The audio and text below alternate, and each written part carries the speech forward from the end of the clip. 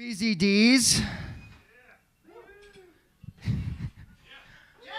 Obviously, I'm gonna have to bring it. That's fine. Do you guys watch the news? Do you like to stay informed? Do you watch the news, everybody? You watch the news a little bit? I watch the news. I like to stay informed. I saw a news story recently that said American women are getting fatter because they're doing less housework. And only Bill O'Reilly had the courage to report it.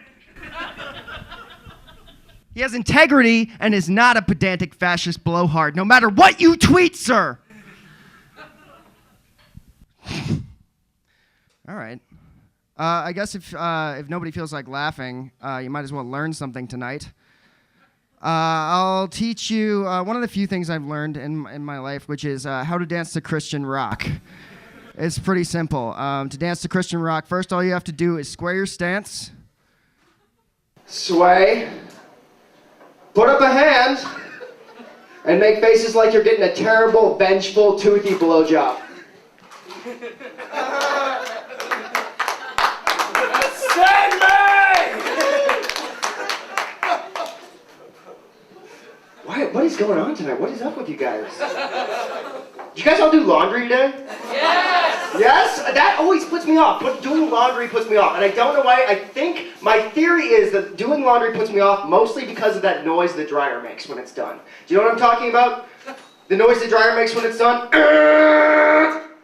It's so fucking abrasive and rude and unnecessary. I honestly believe if you change that noise, that suicide rates among middle-aged housewives would decline rapidly. All of a sudden, just anything else. Because every time it's like you're getting an answer wrong on some perverse domestic game show. Oh, hello Sharon, thank you for playing. Survey says your husband is no longer attracted to you. Oh, I'm sorry, Sharon. Your children have eaten your dreams and shit failure. All right, that's the last round. So, Sharon, what she's won, it's laundry. The same thing she won yesterday, and will win every day for the rest of the shallow parade of monotony her life has become. Thank you for playing, Sharon. I feel like I need to get you guys on my page somehow, I gotta kind of explain, the way I see the world, and then maybe you'll start to kind of get where I'm coming from. I have this tendency to where I'll see normal things and I'll just take it and overthink it and take it to some maniacal, let me give you an example. There's a place right down the street from me called Discount Muffler. All right, now in front of Discount Muffler there's a sign, and the sign always says the same thing, and the same thing that sign always says day in and day out is, "We weld kids' toys free." Okay, there's a rational, operational, pragmatic side of my brain that goes, okay, what that guy means is, say your kid breaks his wagon, say your kid breaks his wagon, this guy will weld it as much as he can, and fix it, and then he won't charge you for it. Okay, there's a part of my brain that understands that, but then there's another part of my brain. And that other part of my brain sees a dad in a Walgreens parking lot. He just finished picking up hemorrhoid cream and his daughter's Ritalin prescription. And she won't sit in her goddamn car seat. She will not sit in her car seat because she's mad. She is mad that he did not get her the king-size candy bar. Oh no, don't get me wrong, he got her a candy bar. He just didn't get her the king-size candy bar. And she says, you know what, Dad? Brian would have got me the king-size candy bar. Brian's mom's new guy, we don't want to go into it, but that just snaps in Dad's head and he goes, you know what, Madison? We're going to Discount Muffler. He slams the door, pulls out of the parking lot. He doesn't even care she's out of her car seat. Her head hits the side of the console. He's just chewing the lip. He's popping the Ritalin tablets like Mentos, chewing them, just driving. He pulls up to Discount Muffler, peels out the parking lot, pulls out. No, Daddy, no. He knocks on the door. It opens on a cavernous blackness. Up steps a man, smelling of gin. Pock marks on his face. He's got a onesie on. Name tag says Jose. He's obviously not Jose. We don't know what happened to Jose, but he don't have time to ask because he just beckons them in. They follow. Dad grabs Madison's slutty little Bratz doll. Give me that. Hands it to Jose. Jose goes,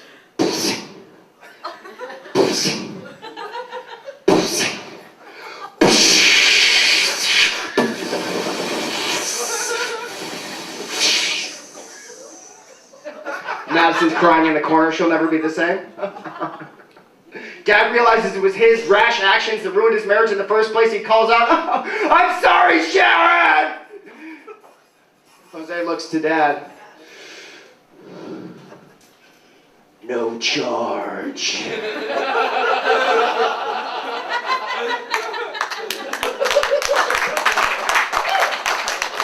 So that's how my brain works. I hope you're a little closer to on my page at this point. I did the Christian rock thing. I used to kind of be religious. I'm a little more frustrated with that now. There's a lot of superstition involved with that bothers me. I was at the QT, the Quick Trip, recently, and the assorted items I happened to have amassed, just purely by coincidence, added up to exactly $6.66. And the real nice young, inbred lady who rung me up said, no, I can't start my day like this. You gotta buy something else, sir. I can't start my day like this. That's $6.66. You gotta buy something else, sir. And I thought that was ridiculous. I was like, lady, look. Blood.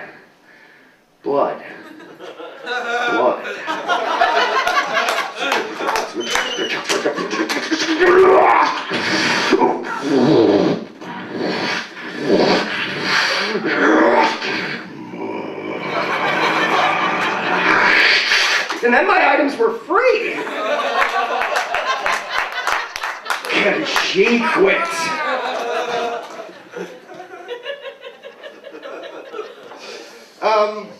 Man, you guys, as sort of strange as the vibe has been in here tonight, I really appreciate you guys all coming out tonight. Each of us has a limited number of infinitely precious moments with which to live, and you chose to spend some of them here, which is wonderful, which is much better than what I typically choose to do with mine, which is just chuck them with reckless abandon in that endless black pool of binary bullshit called the internet. It just disappears, and it's a waste. It's my entire life, and I am wasting it. It's a complete waste because the internet is good for, it's good for masturbation. It's good for two types of masturbation, though, let me be clear. The internet, it's good for masturbation, but it's good for two types of masturbation. There's physical masturbation, or analog, as I like to call it, which is like this or like this, depending on your persuasion, sir, ma'am, just examples. And then there's mental masturbation. You guys, do you know what I'm talking about when I say mental masturbation? Anybody know what I'm saying? Yeah, okay, you know what I'm saying. Mental masturbation, right? It's when the glowing multicolored penis grows out of your forehead and you stroke it till your soul comes out, right? Yeah, you know what I'm talking. That's not what I'm talking about, but I will buy drugs from you. Mental masturbation is something I feel like we've all experienced. It's when you're looking at your news feed or something like that, and you go, oh, that looks interesting. Click. All of a sudden you enter a fugue state. An interminable amount of time has passed. You're developing bed sores. There's a Gatorade bottle full of urine cooling on the floor, and you know everything, absolutely everything about the post-show careers of the cast of Saved by the Bell. You might have even watched Screech's sex tape. Get a little physical and mental masturbation going on simultaneously. Little both, little double action. I live alone. Maybe you don't understand. Let me give you an example of something I mentally masturbated to. It usually comes from stimuli in my everyday life. Something I'll see, and then I'll go, oh, onto the internet. That noise. I swear to God, it's like Smurfs, and you're just grinding one under your heel to death. Every time. So just try not to imagine that every time. Okay. So where was I? Mental masturbation. So it comes from stimuli in my everyday life. You'll see things, and something I see that I need to run onto the internet to better understand was people, something that I think we're all familiar with here in Oklahoma, which is people that have just what appears to be an entire chicken pot pie stuffed down the front of their pants. Do you know what I'm talking about? You usually see them on the scooters at Walmart with a couple family-sized bags of Totino's pizza rolls. You know what I'm saying? Just like this swollen, sweat-lined pizza slice of flesh jutting out from the groin. And like, look, I get it. I know how this area of my body looks and functions. I'm very familiar with it. We've become acquainted. But that was a fucking mystery to me. That was the unexplored dark side of the moon. So on to the internet to better understand what this phenomena is. And what I learned in my extensive research is that the medical term for this is a panniculus. If you go to the doctor and you've got the jutting, swollen, pizza slice, pot pie, crotch, he will call it a panniculus. And something else I learned is that there are multiple levels to a panniculus. There's like level 1 panniculus, and then like you gain experience points from going to Pizza Hut buffets, and bring up to level 2, bring up to level 3, you go to Taco Bell a couple times at 4 a.m., bring up to level 4, goes all the way to level 5. That's as far as medical science has taken us at this point. It's the level 5 panniculus, which is past the individual's knees. Imagine that for a second. That's part of your psyche now. Now, one thing I learned that a symptom that can occur in certain males when they achieve the level 5 panniculus. Achieve is not the right word. When a level 5 panniculus occurs in a male, he can experience a symptom known as inverted penis, which is exactly what it sounds like. Your penis is convex, it becomes concave. I know. What I don't know, and what I could not figure out in my extensive research, is whether this happens gradually, like you notice you and your penis kind of drifting apart. You don't see each other as much as you used to, you don't really play, like, you know, things are starting to get sedentary, and then one day you're in the shower and you're like, oh, well, I guess I just clean this area of my body with a Q-tip, like a baby's belly button from now on.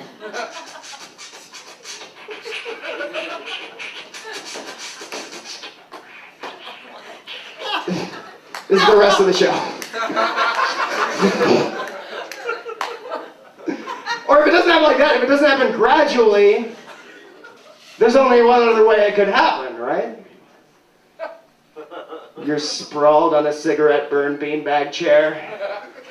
Got nacho cheese sauce coagulating on the chest of your quadruple XL Bassmaster Pro Shops t-shirt. $5 foot-long chicken bacon ranch in your hand. Watching VH1's Best Week Ever. Maybe it really was the best week ever.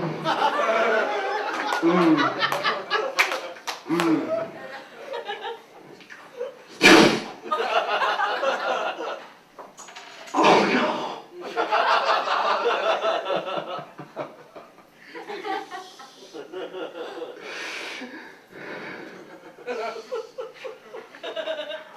All around your unmaintained bush, in the sweat of your panniculus,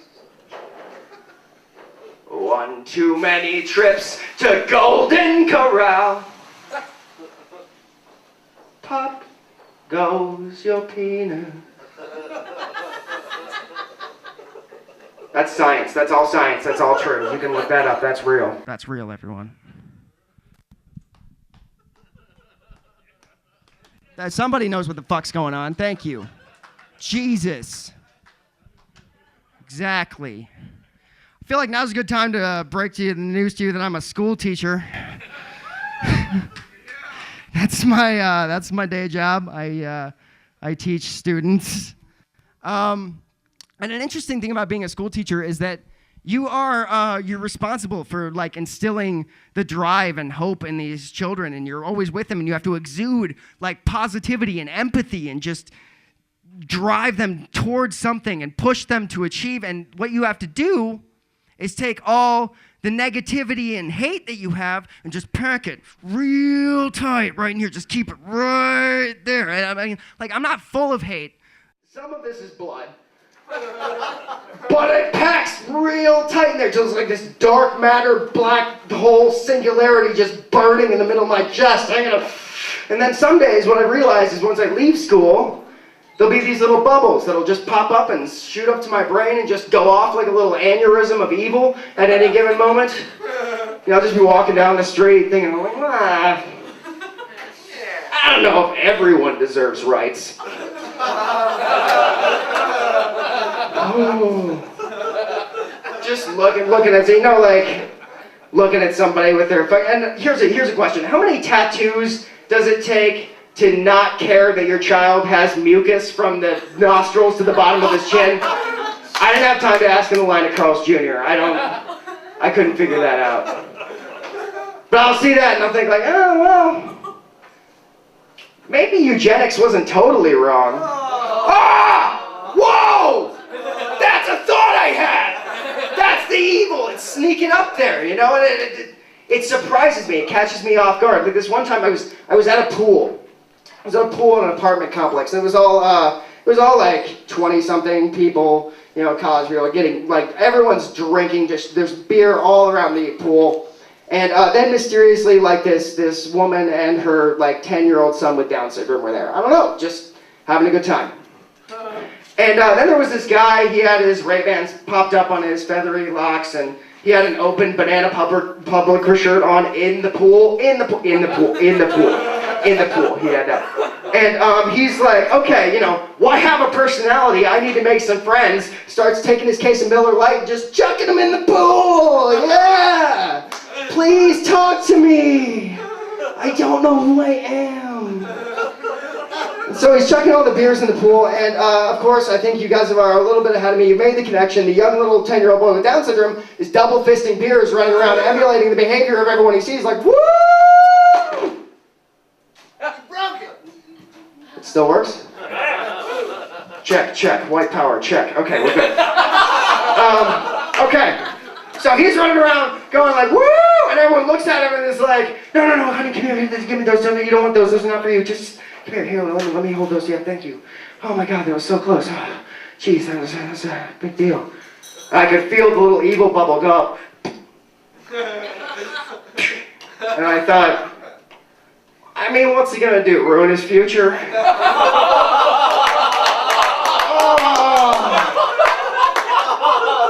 Jesus. I'm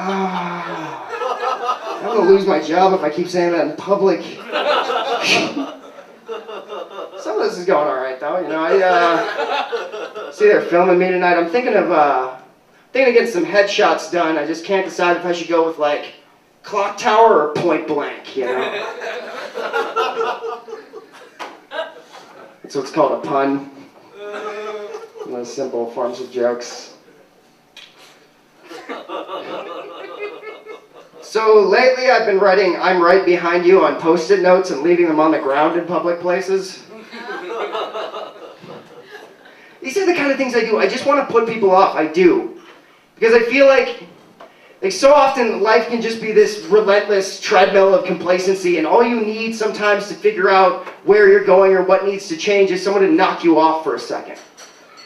But I also realize that I have a lot of dark things going on in me, and it's good that I don't have a lot of resources at my disposal, because if I became rich, if I really got successful, I would go like Howard Hughes meets Caligula crazy real fast. I would just treat humans as my own little like test subjects. I'd be like, oh, you know what I'm going to do?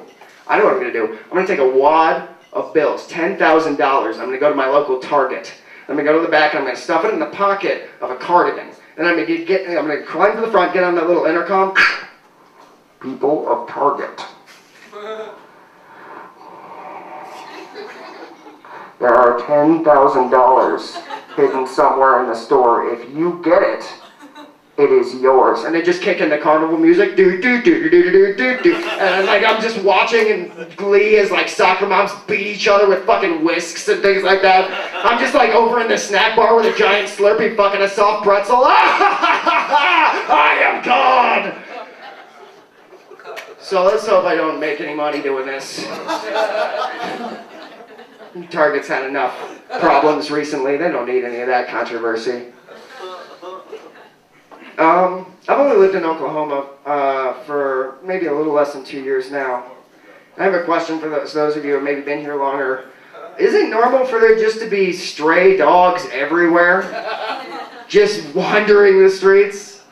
Just everywhere. And not like somebody lost their dog, but like Gollum fucked Cujo at Chernobyl, like in the radioactive mutant, patchy, twitching beasts everywhere. And the worst part is their eyes. The worst part is their eyes. There's all the patchy bodies and stuff. You look in their eyes and there's just darkness, soulless emptiness. You fall into it. It's like every dog in Oklahoma City has the same eyes as like the lead singer of the FreeCreditReport.com band. There's just nothing left there. It's just gone. And you will disappear if you look at it for too long. And I mean, like, I don't know where they're all coming from. Like, you see their bloated corpses on the side of the road, just been run over by a car, and then they're back there the next day. There's like some homeless guy humping these things into a pit bull behind a dumpster somewhere. Anderson Cooper! All right, new life is created. There we go. That's it's a new character I'm working on. It's the homeless guy that yells Anderson Cooper when he ejaculates into a pit bull. It's one of my characters that I do. But I know that one day one of these dogs is going to decide that it's my day, right? And I'm his food today, or, you know, I don't smell right or something like that, and he's just going to come for me.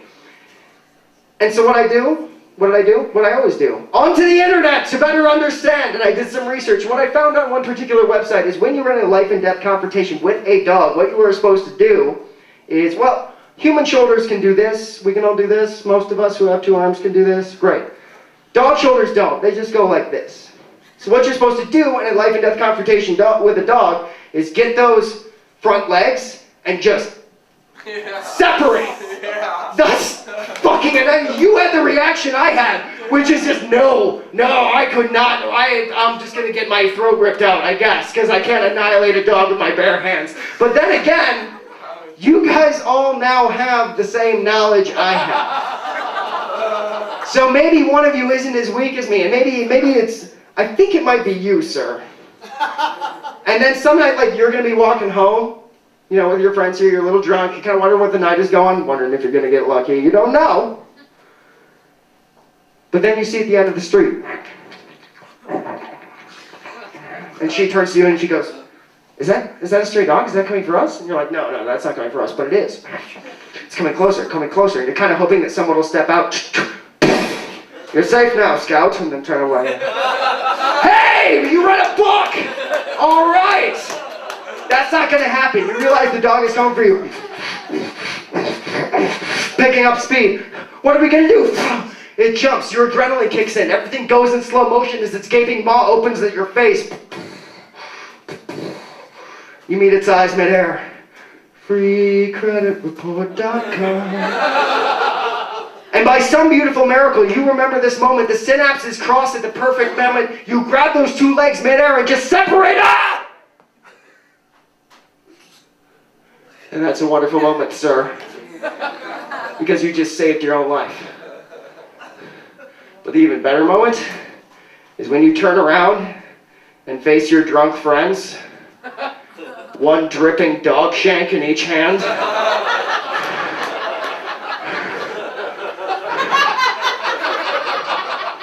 You're welcome. And you will get laid that night and every night that you tell that story. Thank you so much, VZDs. Madison Allen, everyone. Next, Bruno, everyone. All right, guys. Well, thank you so much for coming out. This is our show.